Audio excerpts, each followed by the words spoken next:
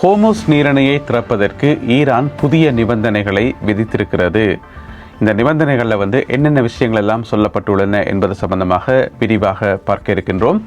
எதற்காக இப்போ ஈரான் இந்த நிபந்தனைகளை விதிச்சிருக்குன்னு சொன்னால், அமெரிக்கா தரப்பில் கேட்கப்பட்டதாம் ஹோர்முஸ் நீரிணையை உடனடியாக திறக்க சொல்லி, நீங்கள் முதல்ல ஹோர்முஸ் நீரிணையை திறவுங்க, அதுக்கு பிறகு நாங்கள் பேச வேண்டிய விஷயங்களை பேசி தீர்க்கலாம் என்று சொல்லி அமெரிக்கா சார்பாக ஒரு தகவல் அனுப்பப்பட்டதாம்.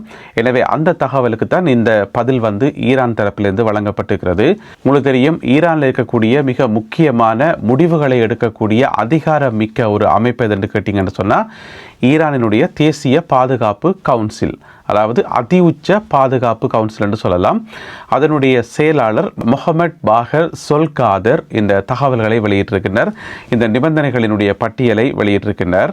அதில் முதலாவது என்னென்று சொன்னால், அமெரிக்காவினுடைய அந்த பிளாக்கேட், இராணுவ முற்றுகை இருக்குத்தானே, கடற்படை முற்றுகை, அது முற்றுமுழுதாக அகற்றப்படும் என்று சொல்லி முதலாவது நிபந்தனை விதிக்கப்பட்டிருக்கிறது. நீங்கள் அதனை செய்தீங்கன்னு சொன்னால், நாங்கள் ஹோர்முஸ் நீரிணையை திறக்கிறோம், ஆரம்பத்தில் இருந்த மாதிரியே திறக்கிறோம் என்று சொல்லி சொல்லப்பட்டிருக்கிறது. அது முதலாவது. இரண்டாவது ஈரான் மீது விதிக்கப்பட்டிருக்கின்ற பொருளாதார தடைகள் நீக்கப்பட வேண்டும். உங்களுக்கு தெரியும், நிறைய தடைகள் அமெரிக்காவால் விதிக்கப்பட்டிருக்கிறது, நிறைய சொத்துக்கள் முடக்கப்பட்டிருக்கிறது. எனவே அந்த பொருளாதார தடைகள் நீக்கப்படணும். மூன்றாவது அமெரிக்க படையினர் பின்வாங்க வேண்டும். பிராந்தியத்திலிருந்து பல்வேறு நாடுகளிலிருந்து அமெரிக்க படையினர் பின்வாங்க வேண்டும். அடுத்தது, ஈரான் மீது நடத்தப்பட்ட தாக்குதல்களுக்கான இழப்பீடுகளை வழங்க வேண்டும். ஈரானில் எத்தனையோ கட்டமைப்புகள் மேலே தாக்குதல் நடத்தப்பட்டது உங்களுக்கு தெரியும். பாலங்களில் இருந்து, பொதுமக்கள் கட்டமைப்புகளில் இருந்து, இன்னும் பல இடங்கள் தாக்கப்பட்டன. எனவே அவற்றுக்கான இழப்பீடுகளை அமெரிக்கா வழங்க வேண்டும் என்று சொல்லி அந்த கோரிக்கையில் சொல்லப்பட்டிருக்கிறது. அதை விட மிக முக்கியமான ஒரு கோரிக்கை என்று சொன்னால், அமெரிக்கா தனது அணுகுமுறையை மாற்ற வேண்டும் என்று சொல்லி அதில் இன்னும் ஒரு கோரிக்கை வைக்கப்பட்டிருக்கிறது. அதென்ன அணுகுமுறையை மாற்ற என்று சொன்னால், இப்போ ஈரானிய அரசாங்கத்தையும் ஈரானிய மக்களையும் அமெரிக்கா என்ன கண்ணோட்டத்தோடு பார்க்குது, எப்படி பார்க்குதுன்றது மிக மிக முக்கியமானது. அதாவது பேச்சுவார்த்தை, ரெண்டு தரப்பு பேச்சுவார்த்தையில் ஈடுபடைக்குள்ள ரெண்டு தரப்புமே ஒரு ஆள் மதித்து பரஸ்பரம் மதிக்கணும். அதுதான் மிக முக்கியமானது. அப்போ தான் பேச்சுவார்த்தைகள் சரியான முறையில் போய் சேரும்.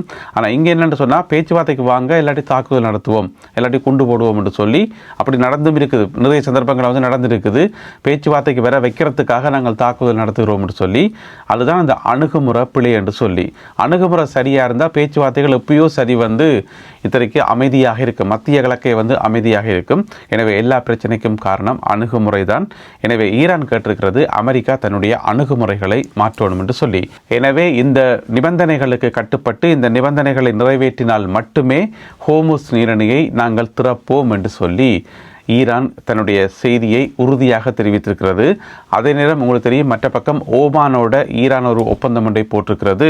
இந்த ஹோர்முஸ் நீரிணையை நிர்வகிப்பது சம்பந்தமாக அந்த ஒப்பந்தம் கைச்சாத்திரப்பட்டு அது ஒரு நடைமுறைக்கு வருமாக இருந்தால், அதுக்கு பிறகு எந்த காலத்திலும் ஈரான் அமெரிக்காவோட இன்னும் ஒரு ஒப்பந்தத்தை செய்து கொள்ளாது என்று சொல்லப்படுகிறது. எனவே என்னதான் நடக்கப் போகுது என்பதை பொறுத்திருந்து பார்ப்போம். ஈரானினுடைய சுப்ரீம் லீடர் மொஜ்தபா காமேனி சம்பந்தப்பட்ட வீடியோ ஒன்று நேற்றைய நாளில் வெளியாகி இருக்கிறது. நேற்று ஈரானிய ஊடகங்களில் வெளியாகி அது வைரலாக பரவி இருந்தது. அதுக்கு பிறகு சர்வதேச ஊடகங்களும் அந்த காணொளியை வெளியிட்டிருக்கிறார்கள். உங்களுக்கு தெரியும், கடந்த மார்ச் மாதம் ஈரானினுடைய புதிய சுப்ரீம் லீடராக பதவியேற்றுக் கொண்டார் மொஜ்தபா காமேனி அவர்கள். ஆனால் அவர் புதிய சுப்ரீம் லீடராக வந்த நாளிலிருந்து இதுவரைக்கும் பகிரங்கமாக பப்ளிக்கில் தோன்றவே இல்லை. அவர் ஒரு தாக்குதலில் காயமடைந்திருக்கிறார், அவர் மிக கடுமையாக காயமடைந்திருக்கிறார் என்று சொல்லி பல்வேறு செய்திகள் உலாவி கொண்டிருக்குது. ஆனால் இன்று வரைக்கும் அவர் பொது வழியில் வரையில. ஆனால் அவர் சார்பாக நிறைய அறிக்கைகள் அவ்வப்போது வந்திருக்குது, மொஜ்தபா காமேனி சார்பான அறிக்கைகள். இருந்தாலும் வெளியில் முகத்தை காட்டி குரலை காட்டும்போது தானே ஆக்கள் நம்புவினம். அறிக்கையை யார் வேணுமென்றாலும் எழுதலாம் தானே என்று சொல்லி இப்படியான ஒரு ஊகமும் இப்படியான பேச்சுக்களும் உலாவி கொண்டிருந்த சந்தர்ப்பத்தில் இப்போ பார்த்தீங்கன்னு சொன்னால், நேற்று திடீரென்று ஈரானினுடைய மிக முக்கியமான ஊடகம் மெஹர் என்று சொல்லப்படுற ஊடகம் முதல்ல இந்த வீடியோவை வெளியிட, அதுக்கு பிறகு ஏனைய எல்லா ஊடகங்களும் வெளியிட்டன. அந்த வீடியோவில் மொஜ்தபா காமேனி மார்க்கம் சம்பந்தமாக, இஸ்லாமிய மார்க்கம் சம்பந்தமாக சில மாணவர்களோட கலந்துரையாடி கொண்டிருக்கிறார். இந்த மாணவர்கள் கேட்கிற கேள்விகளுக்கு வந்து பதில் சொல்லி கொண்டிருக்கிறார். ஆனால் இந்த வீடியோ வந்து எப்பொழுது ஒளிப்பதிவு செய்யப்பட்டது, நேற்று தான் ஒளிப்பதிவு செய்யப்பட்டதா அல்லது இப்போ சமீப நாட்களில் வந்து ஒளிப்பதிவு செய்யப்பட்டதா என்ன ஏதென்று சொல்லி அந்த வீடியோக்கு வந்து ஒரு டேட் குறிப்பிடப்படையில. எனவே இந்த காணொலியை வெளியிட்டதன் மூலம் முஜ்தபா காமெனி அவர்கள் நலமுடன் இருக்கிறார் என்கின்ற செய்தியை மறைமுகமாக ஈரானிய அரசாங்கம் சர்வதேசத்துக்கு சொல்ல முற்படுகிறதா என்கின்ற கேள்வி வந்து ஒரு சில ஊடகங்களால் முன்வைக்கப்படுகிறது. இருந்த போதிலும் கூட இந்த வீடியோ எப்பொழுது எடுக்கப்பட்டது என்பது ஒரு சந்தேகமாகவே உள்ளது. அமெரிக்காவினுடைய முன்னாள் ஜனாதிபதி ஜோ பைடனின் உடல்நிலை மோசமடைந்து வருவதாக தகவல் ஒன்று வெளியாகி இருக்கிறது. இது சம்பந்தமாக ஜோ பைடனுடைய மகன் ஹண்டர் பைடன் ஒரு சில தகவல்களை வெளியிட்டிருக்கிறார். என்னென்று சொன்னால், அவர் வந்து புற்றுநோயால் கடுமையாக அவதிப்படுகின்றார், அந்த வலியால் வந்து அவதிப்பட்டு கொண்டிருக்கிறார் ஜோ பைடன் என்று சொல்லி, தன்னுடைய தந்தையார் அவதிப்பட்டு கொண்டிருக்கிறார் என்று சொல்லி மகன் வெளியிட்டிருக்கார். என்னென்னு சொன்னால், அவருக்கு ஜோ பைடனுக்கு வந்த கேன்சர் எப்படிப்பட்ட கேன்சர் என்று சொன்னால் ப்ரோஸ்டேட் கேன்சர் என்று சொல்லி, அதாவது தமிழில் சொன்னால் சுக்கில பையன் இருக்குது தானே எங்களோட உடம்பில், அந்த சுக்கில பையில் வர கேன்சரை தான் ப்ரோஸ்டேட் கேன்சர் என்று சொல்லி சொல்கிறது. அப்போ அந்த கேன்சர் தான் ஜோ பைடனுக்கு வந்திருந்தது.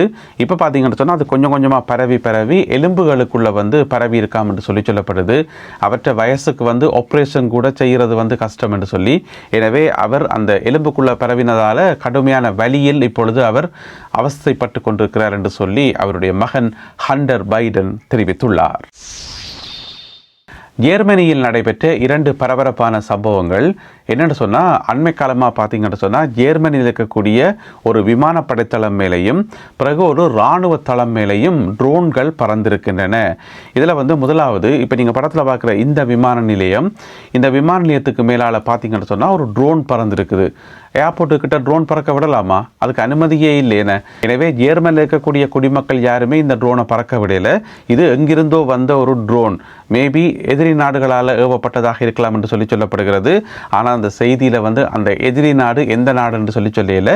எனவே ஒரு பொதுமக்கள் பாவிக்கிற ஒரு விமான தளத்துக்கு பக்கத்தில் ஒரு ட்ரோன் ஒன்று பறந்து அதுக்கு வந்து கைப்பற்றப்பட்டது. அந்த ட்ரோனில் பார்த்தா வெடிபொருட்கள் இருந்திருக்குது.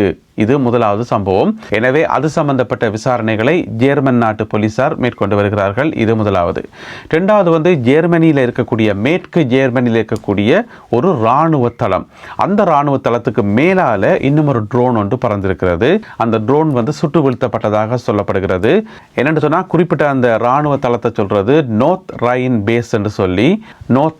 பேஸ் என்று சொல்லப்படுற அந்த படைத்தளத்தில் வந்து ஒரு முக்கியமான பொருள் ஒன்று இருக்குது. என்ன பொருள் என்று பார்த்தீங்கன்னு சொன்னால், அமெரிக்காவால் உற்பத்தி செய்யப்படுற மிக முக்கியமான வான் பாதுகாப்பு அமைப்பு பேட்ரியட் என்று சொல்லுவோம். அது வந்து அங்கே தான் நிறுவப்பட்டிருக்கிறதாம். ஏன் அங்கே நிறுவி இருக்குன்னு சொன்னால், அங்கால யுக்ரைனுக்கு வந்து பயிற்சி கொடுப்பதற்கு யுக்ரைனிய இராணுவத்தினருக்கும் வான் பாதுகாப்பு பொறிமுறையை வந்து ஆப்ரேட் பண்ண தானே வேணும்.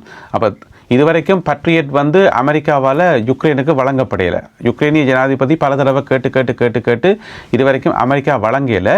ஆனால் ஜெர்மனியில் கொண்ட பொருத்தி வச்சுட்டு அங்கே வந்து யுக்ரைனிய படையினருக்கு பயிற்சி வழங்கப்படுகிறது என்று சொல்லப்படுகிறது. இந்த தகவல் வெளியில் வரையில் இந்த ட்ரோன் பறந்தபடியே தான் இப்போ வெளியில் வந்திருக்குது. எனவே அந்த பேட்ரியட் இருக்கக்கூடிய அந்த படைத்தளம் மேலே ட்ரோன் பறந்திருக்கிறது என்று சொன்னால், ஒருவேளை இது ரஷ்யாவினுடைய வேலையாக இருக்கலாம். அப்போ ரஷ்யாவுக்கு ஏற்கனவே தகவல் போயிடுது, இன்ன இடத்துல இன்ன படைத்தளத்தில் கொண்டு வந்து பெரிய ஒரு பொருளை கொண்டு இறக்கி வச்சு கிடக்குன்னு சொல்லி தகவல் போயிருக்கு போல இருக்கு. எனவே விமான நிலையத்துக்கு மேலே பறந்த அந்த ட்ரோன் சம்பவமும் பிறகு படைத்தளம் மேலே பறந்த இந்த ட்ரோன் சம்பவம் சம்பந்தமாகவும் இப்பொழுது விசாரணைகள் துரித கதியில் முன்னெடுக்கப்பட்டு வருகின்றன. இருந்த போதிலும் கூட இந்த 2 சம்பவங்களும் ஜெர்மனியில் பெரும் அதிர்வலைகளை உருவாக்கியுள்ளன.